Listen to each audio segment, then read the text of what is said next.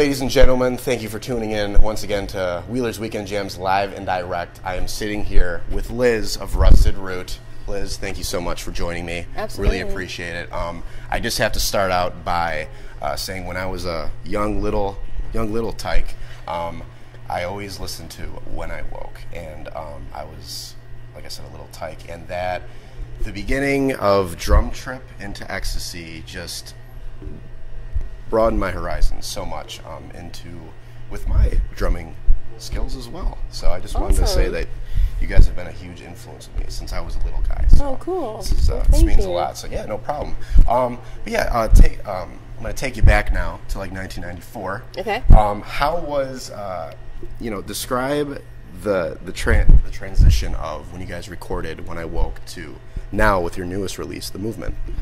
Well, when we recorded When I Woke, we were just little tykes, and we had just signed to Mercury Records, and what came before that was we recorded Cruel Sun as an independent band, and we worked up our fan base to the point where we had sold about 50,000 records out of our truck, just live. There was no internet back then, so it was kind of a huge deal that we were able to do that without a label. And so then the label picked us up, and it was Mercury Records at that time, and we released When I Woke and pushed really hard to get the music out worldwide, and Send Me On My Way did what it did, which is a blessing to all of us. And then we continued making records after that. Our follow-up to When I Woke was called Remember, and it was also on Mercury Records.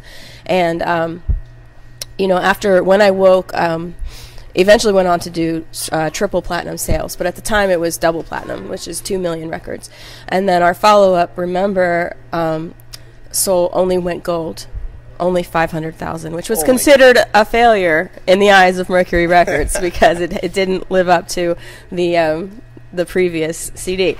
However, that's still massive, and people still ask for those songs. And so since then, we've kind of we parted ways with Mercury Records after the Welcome to My Party album, and we were able to get the re-recording rights to the music on all of the music from our previous label albums, which enabled us to record a double live album, which is Rusted Root Live, and that album's done really well. We sold a lot of those at shows and on the web, and probably made more money off of our records from that one going forward than we ever made off of anything on the label. So yeah, it's interesting. It seems that nowadays people like purchasing like the live shows, it's just that more personable, and people could remember that. So it's good. Yeah, they loved that album was really cool because we actually recorded all of the shows for like a couple of years and picked the best takes of every single song. So it's more than just a bootleg. It's literally like the cream of the crop of like 2 years of touring. So that album is really awesome. And then we recorded a couple more albums, Stereo, Rodeo, and leading us to The Movement, which is our latest album. Nice, and congratulations with that album too. Thanks. When you guys first formed in Pittsburgh, what were your guys' influences at that time you guys formed, and how did Rusted Root form? How did it all connect? Michael and I met when we were in high school.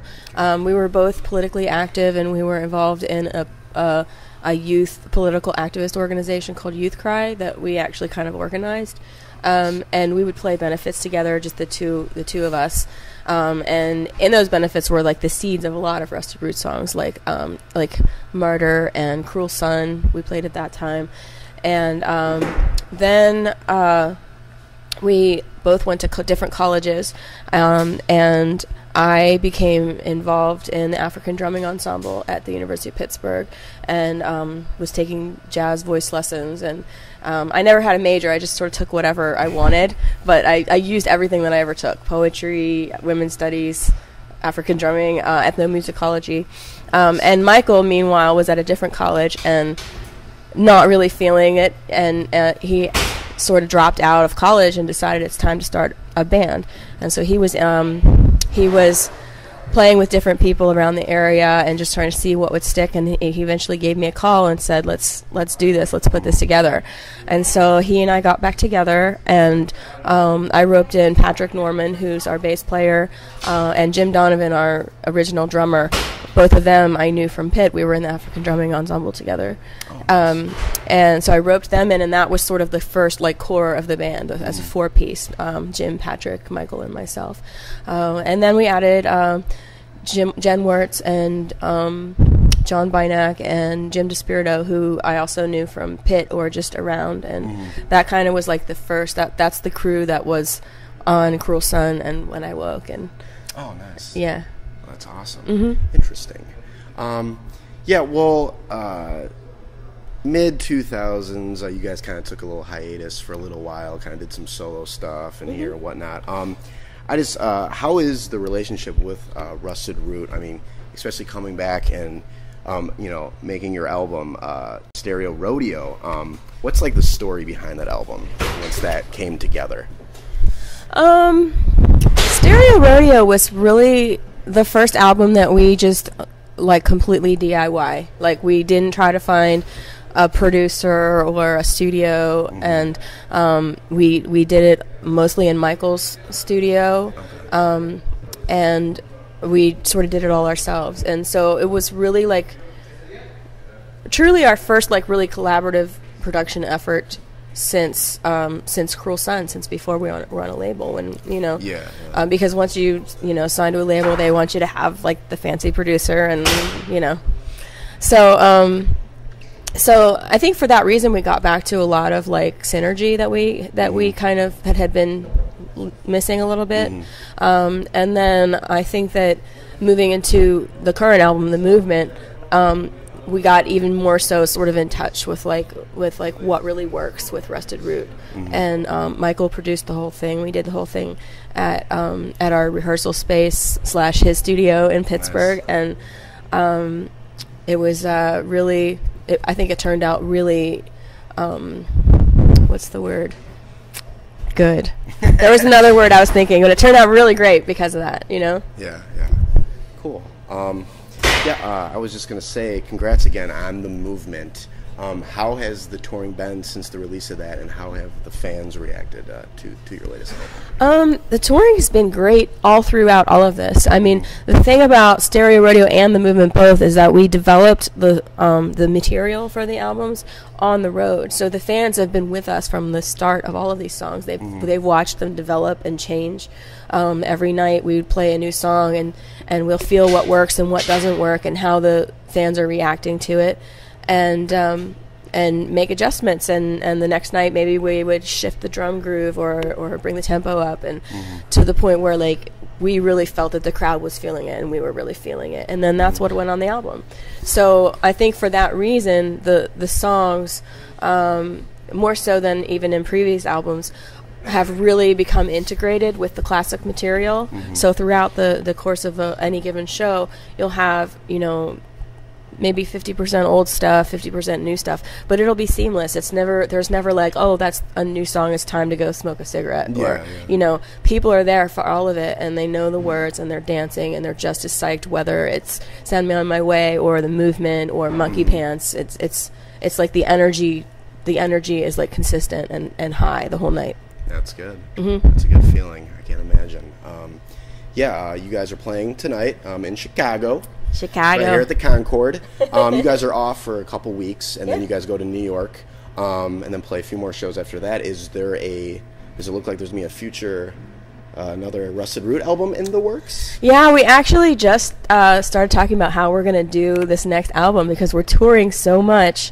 So the thought of stopping the tour to stay home, and we actually talked about trying to do it a lot more on the road this time.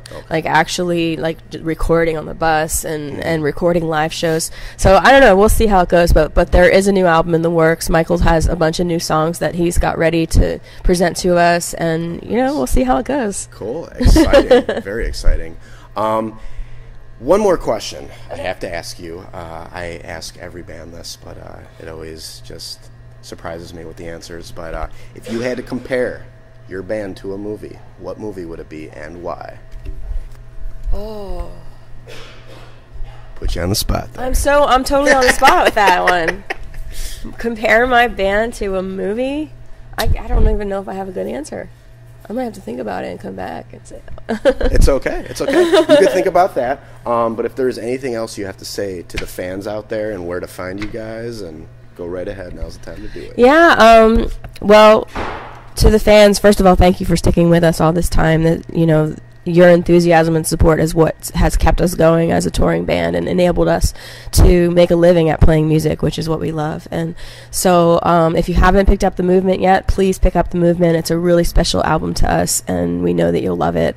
This album was fan-funded, so thank you to all the fans that helped to support the making of the record. It's truly a collaborative record between us and our fans this time. So yeah, thanks. You can find more information at rustedroot.com, and check us out on Facebook too.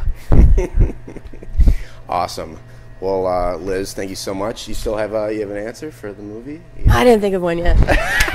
It's okay. It's okay. That's it's okay. We'll leave it up to speculation. It's all good. Liz, I would like to hear everyone else's opinion of what that answer should be, though. Once we post it, hopefully some fans can give you the answer, so it's all good to go. But Liz, thank you so much for joining me and doing this. It's a great opportunity. So thank you. I appreciate Absolutely. it. And you guys rock out tonight. Thank you for watching Wheelers Weekend Jams right here live and direct